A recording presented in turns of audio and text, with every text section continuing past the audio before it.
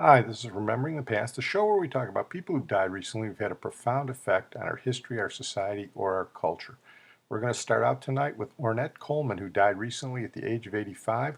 Ornette Coleman was a jazz saxophonist. He was a pathbreaker and a proponent of free jazz. And that meant that he didn't always adhere to traditional chord structure, harmony, or rhythm. Look, I'm going to be candid with you. There's no middle ground on Ornette Coleman. People either thought he was a genius and an innovator, or they thought he was crazy. That was not only true in the jazz community. I mean, Miles Davis thought he was a little weird, and if Miles Davis thinks you're weird, I don't know. But among my two friends who are both jazz aficionados, they're split on him. Like I say, one thinks he was an absolute master, and the other thinks he was really out there. You know, the thing about jazz is it's largely improvisational.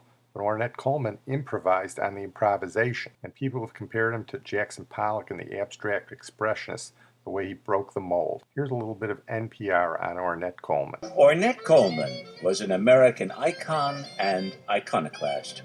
The saxophonist and composer liberated jazz from conventional harmony, structure, and expectation. He died this morning. He was 85 years old. The self-taught musician who was born poor in Fort Worth, Texas in 1930 and became an innovator. Coleman won the Pulitzer Prize, 2 Guggenheims, a MacArthur, honorary doctorates, and a National Endowment for the Arts Jazz Master honor. Coleman told NPR in 1997 that he believed in the unfettered, imaginative, original, expressive powers of melody. It allows every musician to participate in any form of musical environment without them changing their own personality or their own tone or their way of phrasing. Coleman himself described his system as sound grammar or harmolodics. It's the scientific form of sound based upon the human emotion of expression. That's basically what it is and what it does. Do you think music has life? I never have classified music as being in different categories. So I went and started writing music which consists of violins and stuff like that. I think most people classify you as what you do when they see you perform in the contents of drums and things like that. Everybody call that jazz. But when they see a violin or a French horn or something, they call that classical music. And I really believe that any instrument can become the soloist instrument in any kind of contents. I consider myself a composer that performs. Whenever I would hear a band with guitars and bass, the melodic line sounded so full, it sounded like a full orchestra. So I said, well, if I could expand their melodic writing, I would be able to express more music. I don't know what to tell you about Ornette Coleman. You're going to have to draw your own conclusions on him. I'm going to play you a couple of his best-known works. Most of this stuff was done in the late 50s, early 60s with his quartet, which included Don Cherry on cornet, Billy Higgins on drums, and Charlie Haden on the bass. And in fact, you can go back and listen to our podcast on Charlie Haden. Probably his most famous work is Lonely Woman, released in 1959.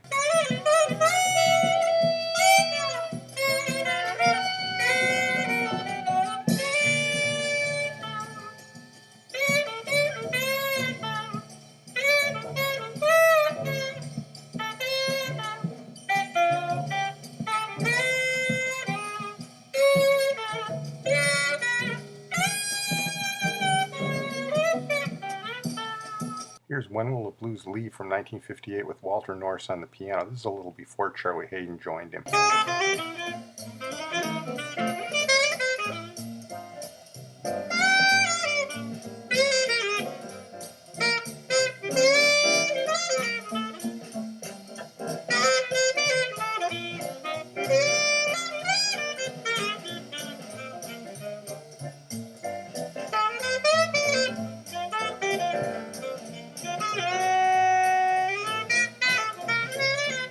And Una Muy Bonita from 1960 with Cherry, Hayden, and Higgins.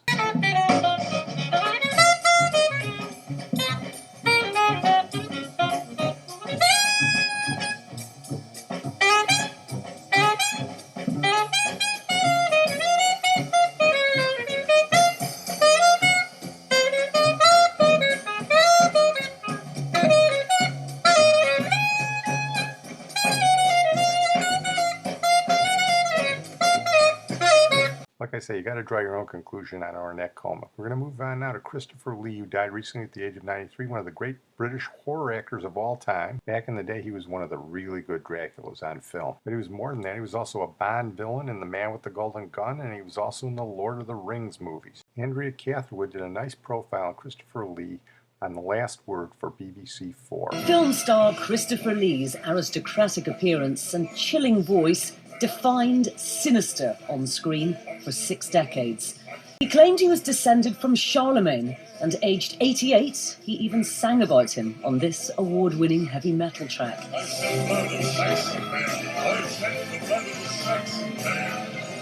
He played monsters and villains from Dracula to Fu Manchu, from Scaramanga in James Bond to the evil wizard Saruman in Lord of the Rings. Born in Belgravia in 1922 to an Italian countessa and English colonel, he looked set for a life of privilege.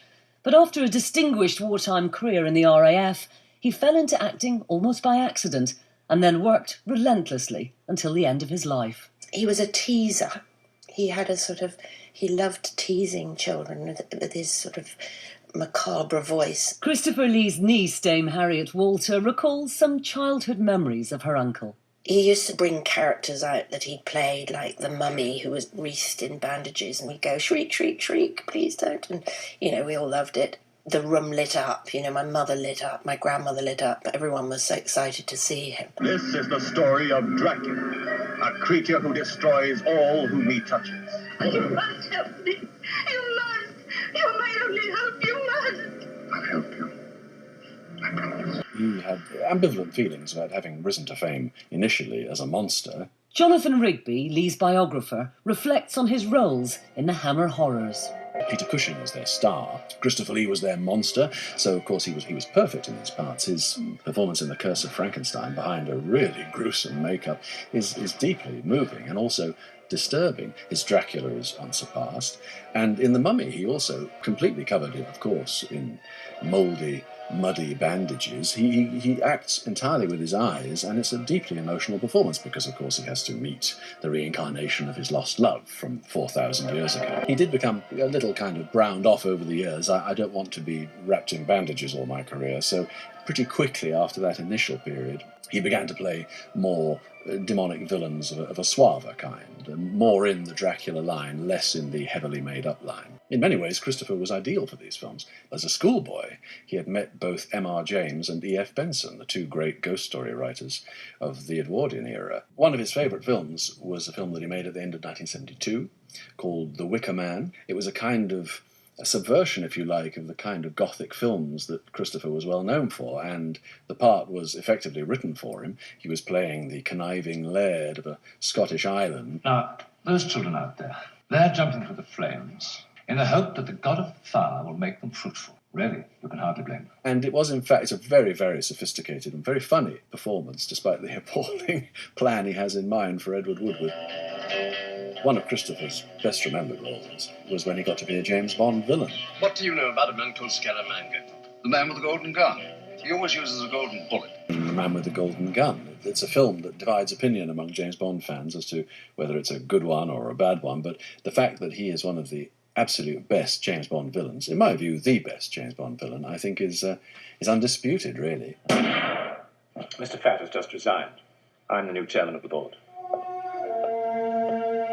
He always did like that mausoleum.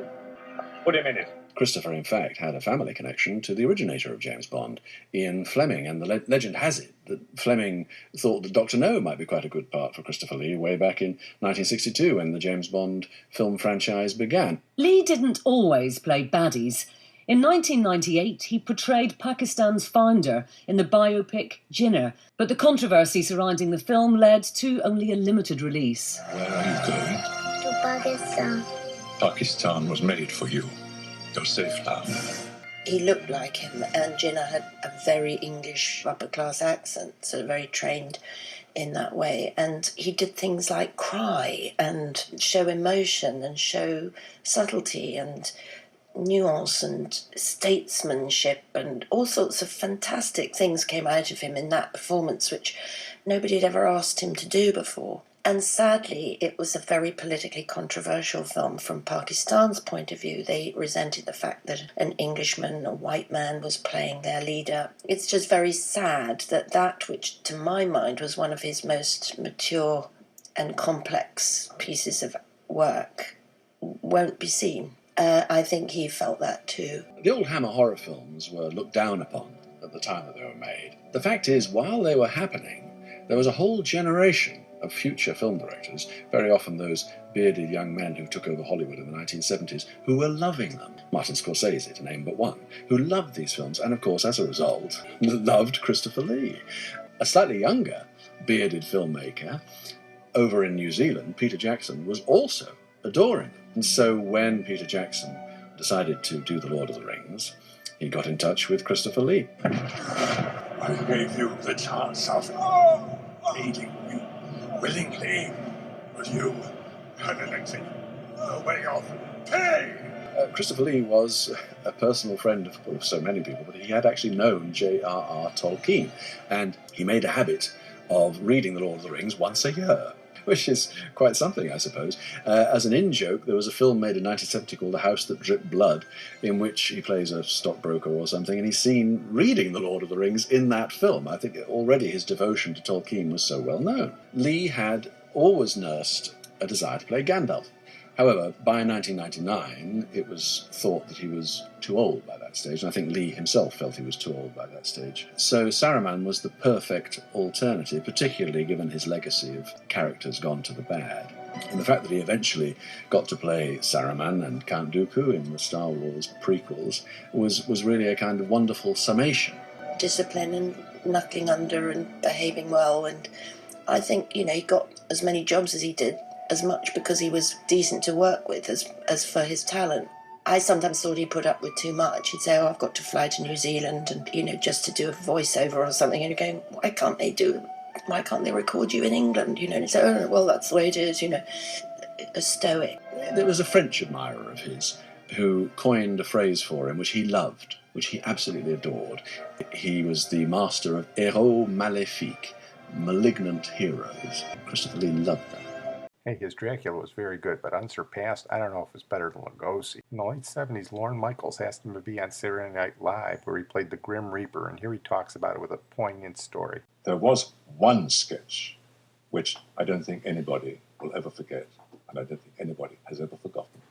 And only recently, I was in New York talking to Lorne Michaels, who was the producer and still is, and he said people are still talking about that show, and they are still talking about that sketch. And that sketch involved this implement. God bless Mommy and Daddy and my best friend Karen and my dead dog Tippy. Amen. That's very nice, Penny. Hey, who are you? What are you doing in my room?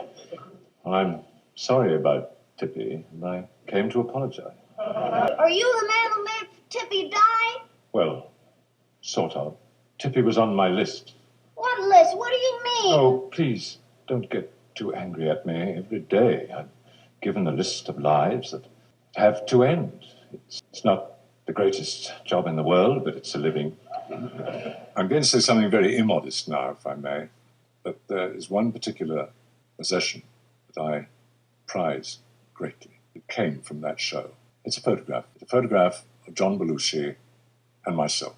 And written is the following phrase. To Chris, you are the best in the biz.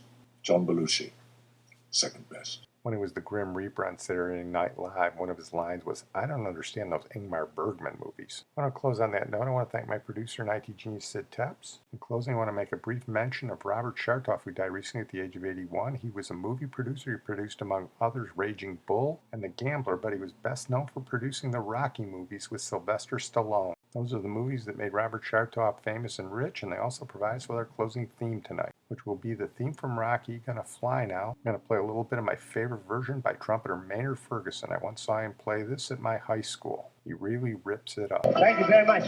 Here's our thing, I'm Gonna Fly Now.